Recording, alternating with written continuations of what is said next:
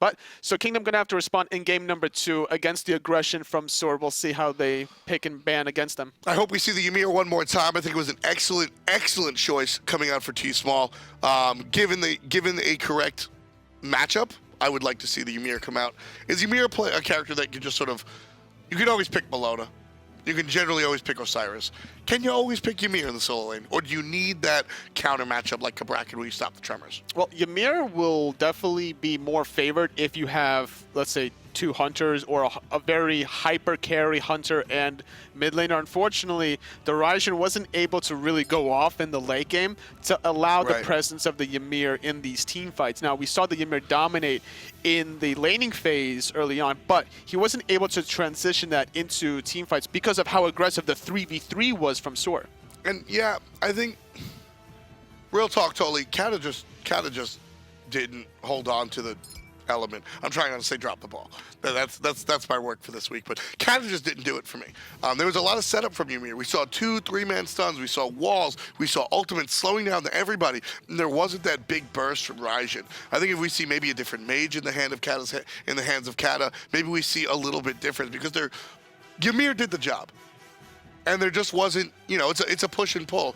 There was a whole bunch of push and not a lot of pull. And I think that was the problem for Kingdom. I want to see a couple of different gods selected in the power positions. SoaR going to stick to the Cabrakan, so I think this is a good spot for Kingdom to pick up the Ymir one more time. It worked out well for them the last game. Even though he was behind 2 levels at one point, it wasn't at a crucial point where he's feeding in the solo lane and then they're losing all the blue buffs and speed buffs. He was still holding off his zone. He was actually he had the early game advantage, forcing the Ymir back, which allowed him to pick up the boots 3, but just wasn't able to really transition in team fights. Neither solo laner really was, but it doesn't matter because the Cabrakan late game is always a force to be reckoned with. Raijin will be selected again for Kata, so maybe it was just one bad game, not necessarily something to weed out, and I'll respect that choice to go ahead and give us the run back as Ratatoskr is picked up as well. It's just trying to do as much damage as possible. Now, Kingdom are going to need to find some really good setup. I would love to see Kingdom pick up an Athena in this position. It's not banned currently, and that taunt is going to allow the Ratatoskr to guarantee a lot of damage with his Acorns and the Raijin follow-up. Yeah, last time we saw the Sobek, which I think Sobek did the job, but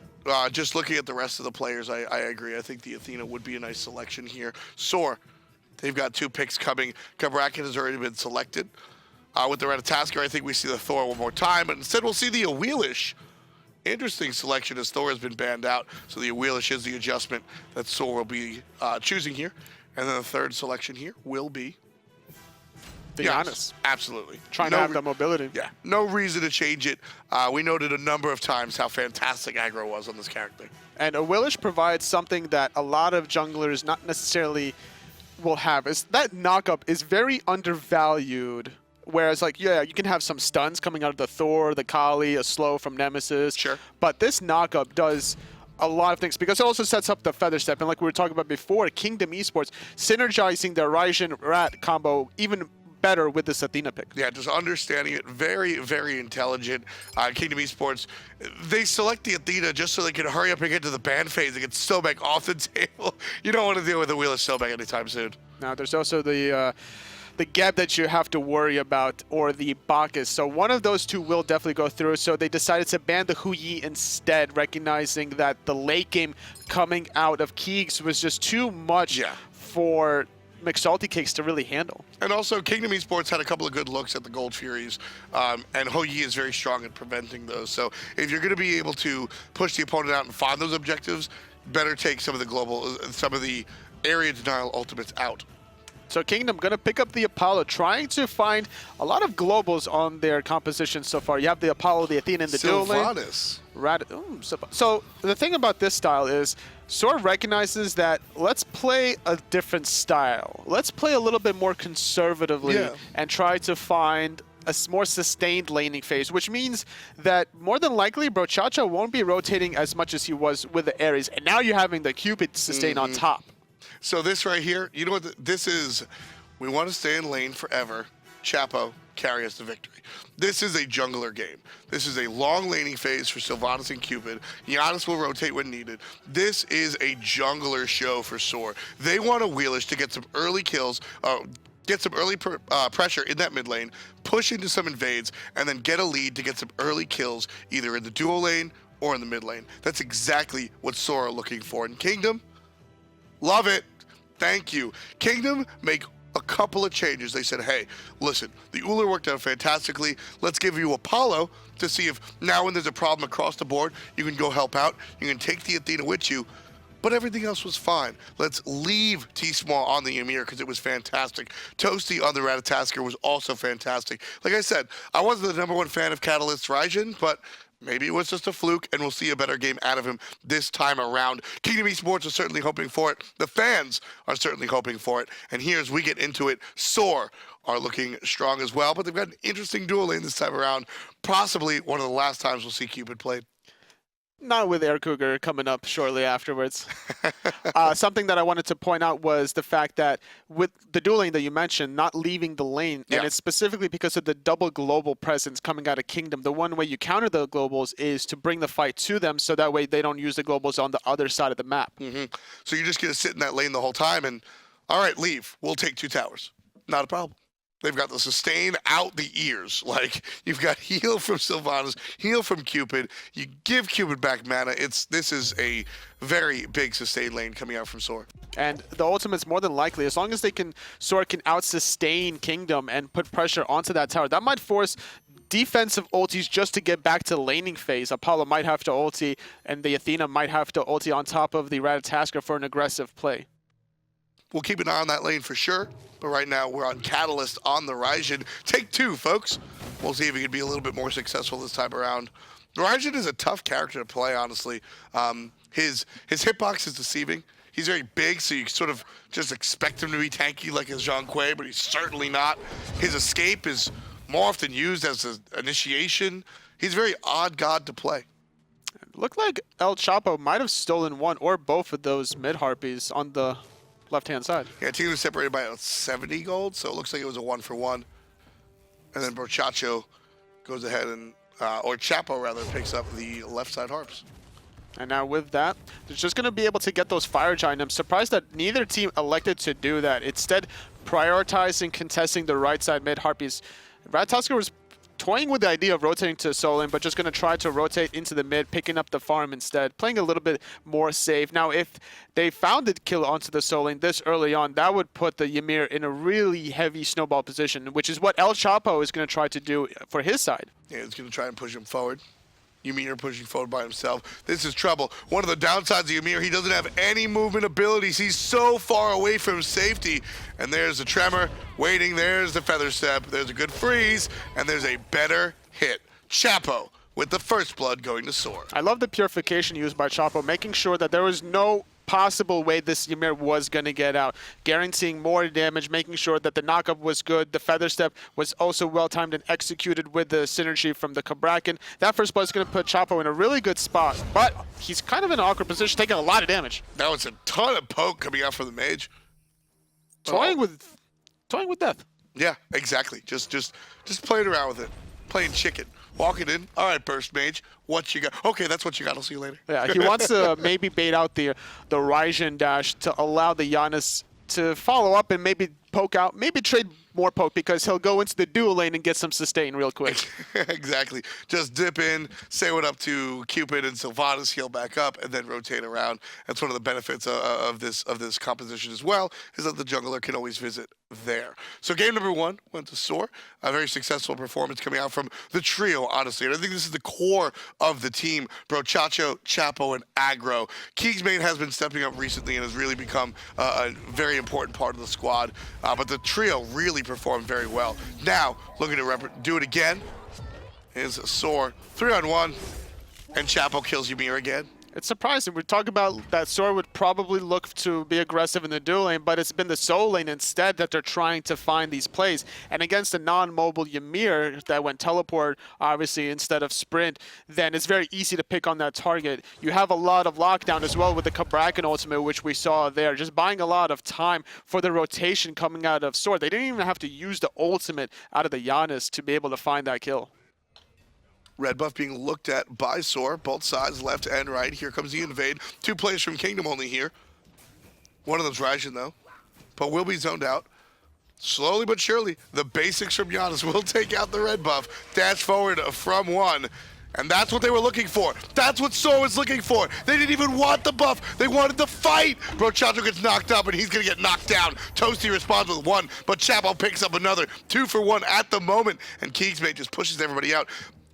I noted, SoaR took forever to kill that red buff. It's just Janus, just a basic attacking. Like, do something. They wanted the rotation from Duo. Once the dash happened from the Athena, it's go time. Brochacho instantly ults. So fast. Knock up from Awilix forcing, or not even the knock up, I'm sorry, the ulti from Sylvanus forces the Awilix ulti. And just from there, it was just 2 for 1 trade. SoaR taking the red buff away and taking the boards, just making them in a really good spot this early in the game. That was just fun to watch. That was just fun to watch, honestly. Oh, Janus and everybody coming on the top side. KeegsMate baits the Apollo correctly. Athena's going to have to ultimate back to lane. 3-on-1. Good taunt separates. It's now a 2-on-1. Keegs in some trouble. Despair trying to find something before he dies because he knows it's inevitable, but Aggro takes him out. No ultimate for him to escape Despair in that position, so he just wants to try to maximize farm, just even hitting the minutes, tagging them real quick before they die. As long as they fall within that short 5-second margin, then he'll get the gold and the experience, so min-maxing his death. And, you know, even if KeegsMate steps a couple of steps out too far, all of a sudden 2 basics and so beautiful, you get the kill. Because like I said, I mean, there's 3 people here. My ultimate's down. I'm below 25. I'm dead. What can I do before I die? That's kind of what he's looking for. Great wall coming out from TsmaII. Can't handle it. And the beauty about this wall, not many people know about this, but in order to get that wall off successfully while you're still running forward, you need to have at least boots 2 available to you as a Ymir player. And the fact that that was very well calculated. Meanwhile, in the mid lane, going to find the knockup, not even utilizing the ultimate. Catalyyyst just taking the poke, and now that's going to allow a lot of aggression, just forcing out the ulti out of Kingdom. Yeah, nice response. Ultimate coming out to get rid of Brochacho's pull, or at least the attempted pull. Looked like it was on the money, but you're CC immune in that ultimate from Raijin, so not going to be able to be grabbed just yet. Sylvanus pulls are exciting. I wish we saw a little bit more Sylvanus. He's fun to watch. Just trying to find some sort of aggression right now with the sustain coming on from SoaR. Going to find a lot of damage onto Despair, and he's going to use his Purification and dash away from that Cupid ult. The fact that Kata doesn't have his ultimate allows SoaR to be this aggressive through space and time. A little bit off the mark, but that's going to allow SoaR the positional map control that they needed to start this Gold Fury. Athena's here. Gold Fury already half HP. Raijin here, which is the scarier version. 40% on the Gold Fury. There's a taunt, and everybody immediately looks at Raijin. There's the pull, not going to have anything to do with it. But Brochacho finds the kill from a distance on Akata. Thank you, Wisps. And with that, Despair is in an awkward position. His dash is down, but with the rotation from Toasty, that's going to zone away the aggression from Chapo. Instead, McSaltyCakes might be sacrificing his life, making sure everyone else gets out alive, but SoaR can easily get this Gold Fury now. Yeah, this one's pretty much free. Apollo's here. You can see a little bit of a presence from Kingdom in the mid lane. Ymir's going to rotate over, but I think it's too little too late. 15% on the objective. 1 and done. See you later, folks. 1 Gold Fury going the way of SoaR. They lead by 3K. And with that, with the rotation of Ymir trying to find Brochacho, going to connect, and doesn't look like anyone from SoaR is going to be able to respond to that. Now, a small lead, or rather a small power play for Kingdom, but just a little bit too low to really want to try to force the hand, being up 5v4. Need some more out of Kingdom Esports, honestly. It's 7-2, and last game I think they were a little bit more close. Last game I think they had a little bit more conversation. Even I think it was even when it was 5-1 with less kills on the side of Kingdoms, I think they had a little bit more control. Chapo gets a little excited, and the aggro. It's just bait. It was a bait. Chapo? He knew aggro was going to hit that ult. He's like, yeah, I'll give up my life to trade jungle for jungler. Sure, that's you could look at it that way. I'll look at it the way I know it went down. Aggro goes, oh, Chapo's going to go crazy again and dive. Don't worry, I got the ultimate. That's how it was handled. And that's the synergy that SoaR just have. Recognizing that no matter where Chapo is making the plays, there is going to be a Janus ultimate coming. And Kingdom have to respond to that also, just being very mindful about that ultimate. Let me pose the question. Chapo, very, very, very aggressive. Aggro, level-headed, but willing to capitalize off of that aggression when it pays. Think back to your brain. Shadow Q, Zapman, is there any relation there? Do you see it? No comment. You see it? No comment. Totally played on the team once upon a time. Got no comments out of him, but I think I see the comparison. I think I see the just one hyper aggressive play. Well, you know how they say opposites attract, right? Exactly. So exactly. So I think it's a lot of fun watching these guys play. Great root, great pop, and there's the Cupid ultimate. And Aggro one more time capitalizes off of the damage brought to him by the Hunter. KeegsMate on a tear. There's Chapo underneath the tower. One more time gets a kill, but trades unfortunately as Despair shows up. Beautiful ultimate from Despair, but going to eat an unstable Vortex into the mid lane, which is going to allow SoaR to keep putting up the pressure. Brochacho having the sustain along with KeegsMate should, as well as a nice root from TsmaII, preventing a good double or triple freeze. And now TsmaII just getting chunked. Yeah, Aggro again, 5-0-5 on the mid lane, and they're going to find a kill on Despair with the ult. 6 in total for your mid lane, and that is a fantastic, fantastic play out of Aggro. And SoaR just going to keep pushing mid after sustaining with the Cupid Hearts and the Sylvanus Wisps. There's not much that this Athena, Raijin, Ratatoskr can do in a 3v4 spot against double healing. Looking at the healing 4K already, almost 4,000 healing out of Brochacho. And the dual lane combines for over 4,000 like healing. It's absolutely fantastic. And you know, it's funny. This one, I love to see a composition drafted and then executed. That's exactly what happened. The healing and the sustain coming out from the dual lane. You're looking for the big plays out of Chapo. He's going a lot harder than we saw on the Thor. He's going deeper because he knows he'll go deep. He might trade his life, but his team can sustain up with the duo lane, and they're able to push up and take the tier 1 tower at 9 minutes. And now with that one pick, trying to find something to respond with Kingdom. Gonna miss the taunt onto Chapo, but they're gonna get double knocked up. Raijin ultimate connecting onto ElChapo, but he should be able to get away what soon. Just hit Toasty? He's gonna be chased out of the fight. Catalyyyst picks up the kill on Chapo. No turnaround this time. So 1-for-1 trade, trading solo for jungle. Gonna slightly favor Kingdom since they are a little bit behind. Now in this position, left-hand side, Apollo's just gonna stay there forever. There's no reason for him to ever leave. He's gonna try to find the tier 1 tower whenever the Cupid does decide to leave. So it's gonna matter if Keeks can find if he's gonna sacrifice a tier 1 left tower, you better get something worthwhile in response. And that something could be that tier 2 tower that's exposed in the mid lane. Right. Honestly, I mean, Despair has no reason to leave lane, neither does Keeks. He can heal himself up with the hearts. He can ultimate and force the purification, force Despair to dash away underneath the tower. The ultimate can come out of Aggro, and all of a sudden, Despair can be forced into the ground. Brochacho, surprise, gets the kill. Huge rotation out of SoaR. Well played against the enemy Hunter. Just utilizing the synergy, the aggression. For real, man. The global presence, and then the setup. The Sylvanus ultimate into the pull. Nowhere possible to go without the purification, which was forced earlier on from that Cupid ultimate. Chapo was standing on a ward, so Kingdom knows he's here.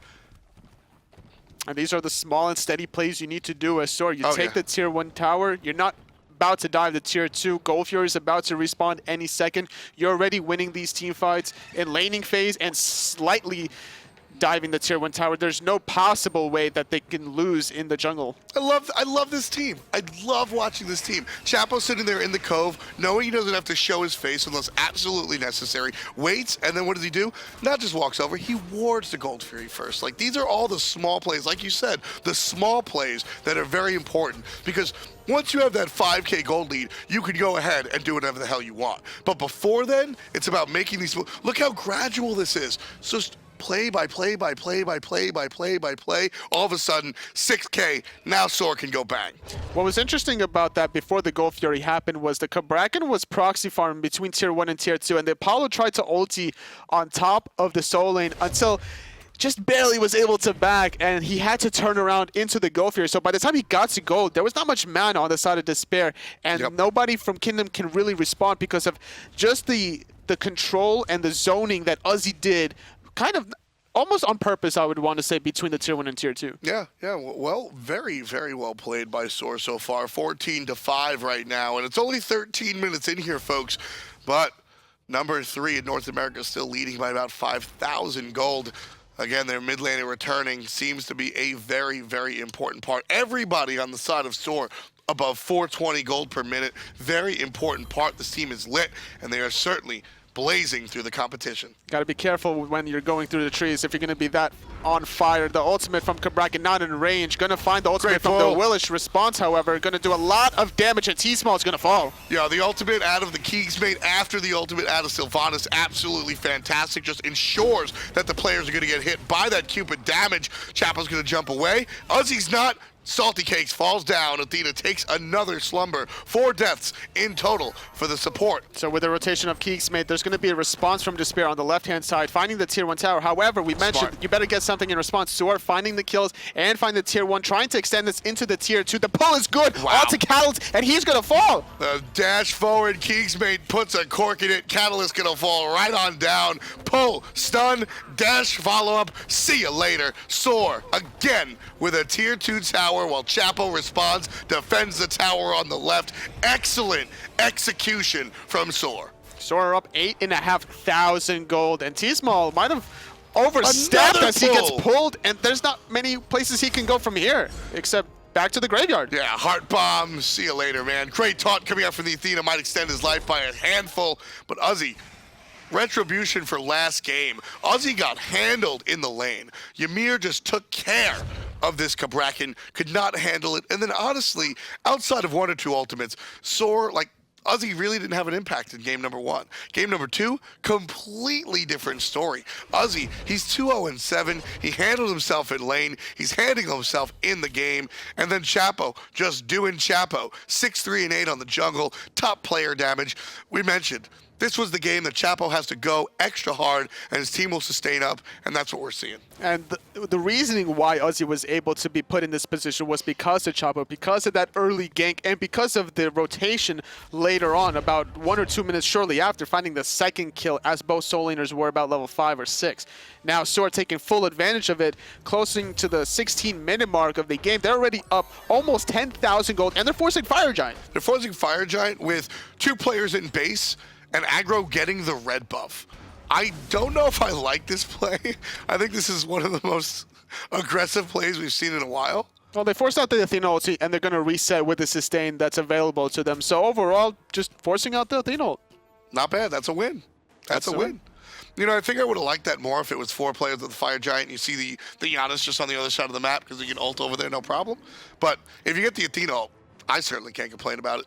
Athena ult's one of the more powerful abilities in the late game because you just have 2 life bars. You go, you initiate, you get doo-dooed on, and then you go ahead, you retreat, and then you ult right back in. And you get a whole other life bar to do it all over again. So taking that away is a really big deal.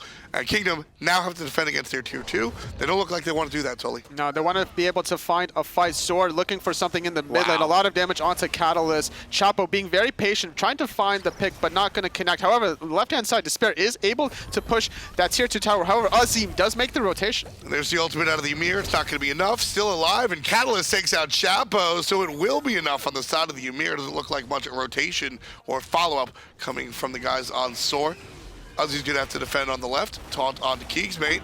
Dash forward. Stunned a little bit, but the Cupid now can't find the heart bomb. Aggro finds Toasty. KeegsMate finds Kata. Down comes Despair. Chases Aggro off to the right-hand side. Dashing through his KeegsMate, and it's all Brochacho by himself in the mid as the Hunter v Hunter takes over for the Mage. One more shot. Sanctuary, perfect timing, but the basics are still there. KeegsMate finds the kill over Despair. Well done, my friend. 22 in total for SoaR, just 6 for Kingdom Esports. Can we look at the healing done real quick? The way Brochacho used that meditation in that last team fight, almost coming up a little bit more than 8,000. Now this Cupid is topping about 3,000 after these hearts are being picked up. The late game Cupid hearts are a big factor for this support who is obviously going to get targeted. You want to be able, because he's an easy target, he has a really high hitbox, really easy to land abilities on. So why not try to focus him? Now those Cupid hearts are keeping him up alive the longer these team fights go. And on top of that, the meditation kept Keegs alive as Despair landed. I'm loving the play out of Brochacho on this Sylvanus. You know, Sylvanus is a character, I think, just like Uller, where anybody, yeah, you can play him, he does fine, but you really have to be able to nail all of your stuff. If you can nail that repeated pull, it's fantastic, and that's what we're seeing out of him. Kingdom stole the gold here away from SoaR. However, aggro goes down not before TsmaII does fall. So now 2-for-1 trade once Brochacho falls. Toasty picks up one. That's going to be in trouble as well. Toasty falling, so 2-for-2. KeegsMate does have his dash being down. He's going to fall, so 3-for-2, and the Fire Giant was stolen on the side of Kingdom. Now that's something that they need to exploit. Left-hand side, Despair is still pushing. Well played by Chapo to blink over the wall, but yes, this is exactly what Kingdom need. This is fantastic to watch. They steal away the Fire Giant, and now, excellent. That's what you have to do. Keep pushing, keep making this play. There's nothing really on the board for Kingdom to grab, but they have what they have, and Despair pushing out on the left-hand side, just pushing up that position. That is exactly what they need. I didn't even think they stole it. I thought SoaR had control over that. Not at all. Not quite. The Cupid was afraid of getting knocked up, so he had to dash away from the Fire Giant. And once he saw the Ymir with an Athena ultimate, I believe the call was made to disengage from Fire Giant, but there was still a lot of area of effect damage on it. The Athena ultimate comes landing down. The Cupid ultimate was used, but it's so big that it hits Fire Giant anyway. And that was just enough damage to get it into the threshold to allow Kingdom to get that last hit off and steal it away. You know what's happening here, Tully? This game feels like it's 26 minutes in, but it really was 17, 18 minutes in when they started that Fire Giant. So it looked like the SoaR just had enough damage. But realistically, you look at the numbers, I mean, 18, 16, 18, 14, 17. This is not a level 20 team just yet. The damage isn't there. They've been crushing it, but not enough damage on the objective. Kingdom able to steal it away. Which is really important. Unfortunately, they weren't able to expand upon that little player advantage. They could have transitioned after getting the tier 2 left tower. They could have instantly collapsed on that goal fear, but that allows SoaR now the opportunity to keep their lead that they needed to. They were up 9,000 gold before, and then Kingdom brought it back down to 6, and now with that Gold Fury, SoaR is going to continue to play aggressive. And the ultimate out of aggro going to be pretty strong to help his team get to the middle lane, but nobody going to fall just yet. KeegsMate now in the jungle, making the rotation over towards mid, or at least thinking about it.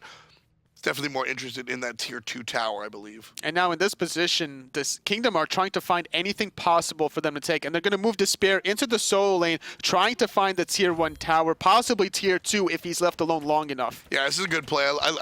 Apollo's built a split push, so just do that all day. Uzzy's here, gets mezzed out, looking for a stun, finds it, can't protect the tower, but he might be able to protect everything else. Half HP for the Hunter. Beautiful sanctuary. Saves his life just a little bit. And there's a damage, no sank on the side of Toasty, so Chapo gets credit for that one. Uzzy still being very aggressive, barely able to juke away. Despair is going to fall, and now it's going to be a 4-on-2 engage as McSaltyCakes falls. Only the Raijin left standing. However, ElAggro does fall to TsmaII, so now trying to find any response, and this tier 2 tower could be delayed just a little bit. I think that's the first pull I've seen Brochacho miss all game, honestly. He's been so on point with those pulls, so it's about time that Kingdom gets a break right there. They don't get pulled. Brochacho going to miss that one. KeegsMate and Brochacho, though, still pushing up. The Cupid Sylvanus lane certainly not needed to back anytime soon. Burst on Athena. Dashing forward, even still, the stun is real, and the basics are as well. KeegsMate takes out Catalyyyst, 3-on-1 underneath the tower. Ymir in some trouble now. Tremors, Heart Bomb, see you later. And that is one dead Ymir. Uzzy gets credit for TsmaII. Down comes Athena. Half HP or less is the Hunter. Got to dash away. Gets healed up. Well played. Uzzy in some trouble. SoaR need to retreat out of the left lane. Rats in the air trying to find somebody as the Apollo comes landing down as well. Uzzy going to get knocked up and he's going to fall. So Kingdom going to have to try to find some more kills. Brochacho obviously nowhere to go and he's going to take a spill. So 2-for-0 trade finally after where its tier 2 tower does fall. KeegsMate recognizing that the positioning out of Kingdom was just a little bit overextended and capitalizing on that with the tower. So what's your grade right there? KeegsMate doesn't join his team and lets 2 players die, but he is able to get the tower. Is it worth? I would say in this position, you delay quite heavily, and you're still allowing your team to successfully snowball a little bit further and not allow Kingdom to kind of counter push. It's all about like the waiting game, and SoaR is winning it. I would say if I were to give it a grade, that was about a B+. All right. A B+ play. Not bad at all. Certainly the direction that SoaR wants to go in. Kingdom was able to find a couple of kills, though, in that exchange, so things coming up a little bit sunny side for Kingdom Esports. 8K behind right now. Still definitely in the conversation. It's a hard conversation. It is a difficult conversation to have, one that they don't want to have, one that starts off with, we got to talk. But it's still a conversation they can be involved in.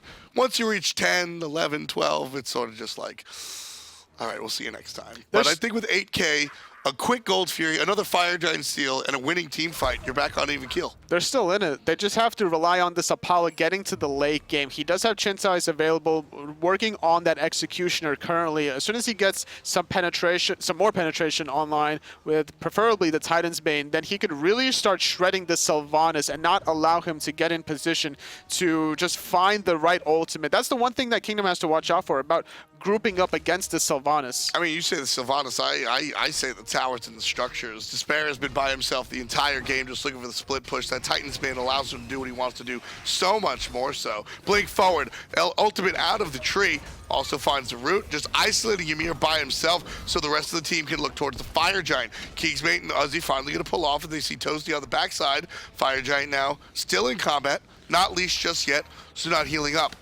Phoenix to the left, being aggressed on. Awilix is here. Will she come in time? Half HP. Blink forward. Mezzed out. Use Purification. Knock up. Pull. There's a couple of hits. Can't get in front. Feather Step on the minion. Block, block, block. Couple of hits. See you later. Chapo takes out Despair and saves the life of the Phoenix. That was beautiful play from ElAggro, and Despair should have probably used his dash aggressively just to find the knock-up onto the Awilix and to allow himself to get those shots that he needed onto the Phoenix. Instead, what he tried to do was find the angle for the shots, and then he wanted to use his dash defensively just to try to escape away.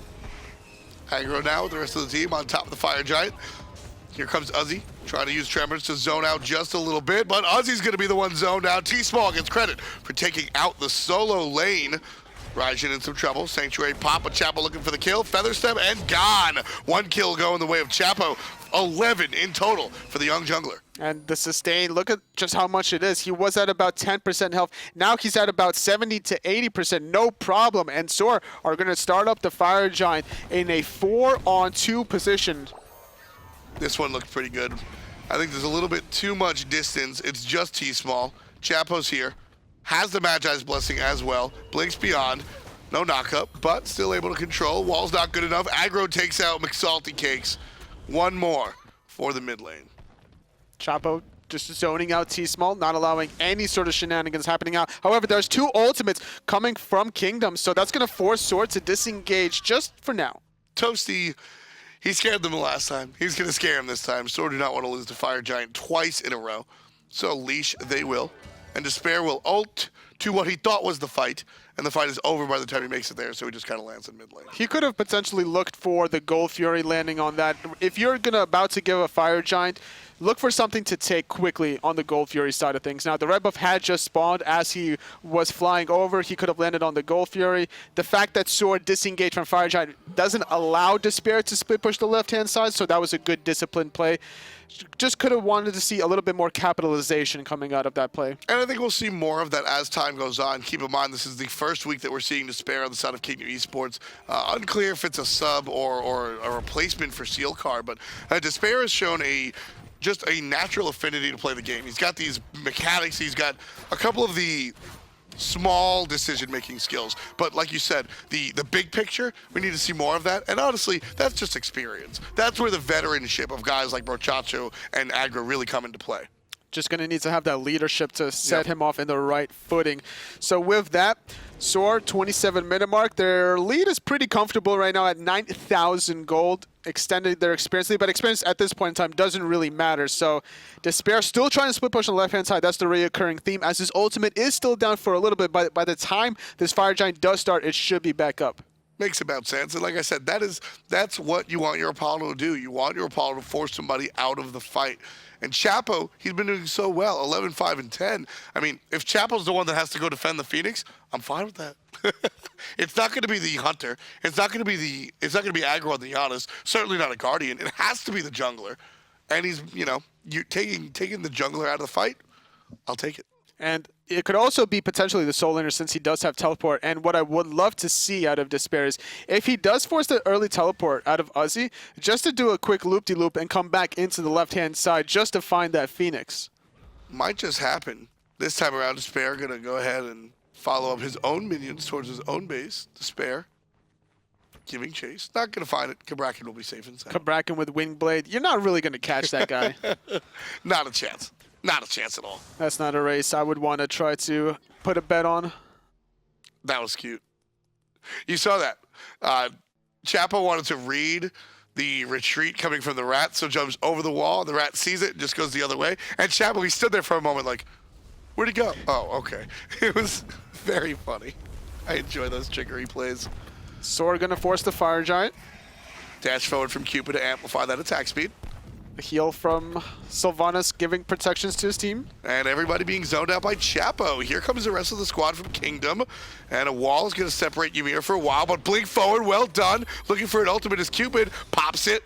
Still has one available to the Sylvanus. Aggro dashes forward. Not going to find anybody with the ult, but the unstable finds a target onto Despair. Despair's on the backhand side. He's about to eat an unstable vortex to the face. Once that comes back, the Athena and there it is. Oh my goodness. Aggro hits Athena as soon as she lands. The Pittsburgh Punisher, and Chapo takes one out as well. There's Uzzy just pounding the ground. One goes down to Tremors, one goes down to Chapo, and with 4 players sitting and Toasty the only one alive, SoaR, they're not even concerned about the Fire Giant. They're looking for the rat. They're looking for it, gonna force the purification, Wow. almost losing his life in the process. Very aggressive, bold play, but that's something that we know to come and to expect out of ElAggro. Meanwhile, Uzzy trying to capitalize on this low health Ratatoskr, but without his ultimate, he can't really confirm that kill. Yeah, Chapo has 2 speeds. Chapo is just like pedal to the metal or dead. He has 1 HP, and he's going for the knock-up ultimate feather step play. Like, no room for error, going for it anyway. That's why this game for SoaR has been so successful, is because Chapo has been just incredibly aggressive, and his team has been able to capitalize off of that, whether it's through the sustain to push up the Phoenixes or otherwise. Chapo will finally pay. Nope. Saved by the Sylvanus. The protection and the sustain barely able to top off ElAggro from dying to that very well calculated power play coming out of the Ratatoskr, recognizing that ElAggro was still lurking around with that low health, and the fact that SoaR wanted to look for somebody that was coming around the corner in a 4-on-1 position, trying to bait out like, hey, we're about to start Fire Giant, you better do something about it or we're going to get it. Protected by the Sylvanus. That cousinly love coming into play here as SoaR brings this game past the half-hour mark. Definitely in the driver's seat, sitting up 11,000 gold, folks. And certainly showing no signs of stopping. Chapo looking for another gank. Gets spotted out by TsmaII. Is the bubble going to be used up? Has that Magi's blessing? It's been a big part of this build to really chase this Ymir. Feather step a little bit early, but it doesn't matter. Ymir still falls down. KeegsMate gets credit for it. And there's the Athena ult. And SoaR, everybody's disjointed. McSaltyCakes picks up 1. Chapo gonna fall down, but Uzzy dropping the Tremors. No one can escape the gem of isolation Tremors, and KeegsMate able to take 1 for the money. Down comes Despair on top of nobody, and with that gone, he gets a kill, but very quickly, he should fall. His dash just came up, but it doesn't matter. KeegsMate gets the last hit, and Ratatoskr was on the backhand side trying to find any sort of anything really, but not going to find it. With that, 3 members from SoaR going to be able to push this right-hand side, potentially for the win. With the sustain from Cupid and Sylvanus, as long as Uzzy is the one that's going to be tanking this Titan, this should go down as the fire waves will start to flood in soon. It's up to the Ratatoskr. If the Ratatoskr can provide enough disruption, this might not be the win. With only 1 Phoenix down, this is a tough Titan to take, but dashing forward is KeegsMate. The Titan already down below 25% HP. Blinking forward is Ymir. Purification used in advance. Damage still going against the Titan, coming out from 3 different sources on SoaR, and it's gone. 32 on the clock, 42 on the kills, and SoaR with 2 in the win column. Fantastic play from SoaR. Back to their position with Aggro in the mid lane. These guys look like the team that started off the season. Let's just repeat that real quick. 42 kills in a 31-minute game. Yeah. On one side. It's not like 2 teams getting 42 kills. That was 1 team getting 42 kills. SoaR tried to get Fire Giant around the, what was it, 17 minutes? 17 minutes. Yeah. They were just so aggressive, and it's just working. I love it. The steal on Fire Giant happened, and I mean, as a commentator, right, coming behind the scenes real quick, as a commentator, steals are some of the most aggressive and hyperactive calls you can make. You know, just it's I don't want to say like that's the one that we look for, but it's really fun to like, those are the cool ones. When you see that Fire Giant play, I feel like it's 25 minutes of the game. The Fire Giants go down quick. I didn't even see the fact that they were going to steal it. It was absolutely incredible, and it was all because of I mean, mainly, game number 2 is all Chapo. Game number 1, Chapo certainly did his job as well. He set up KeegsMate in the late game to allow him to carry, and that's what you kind of want out of your first game, the Thor utility.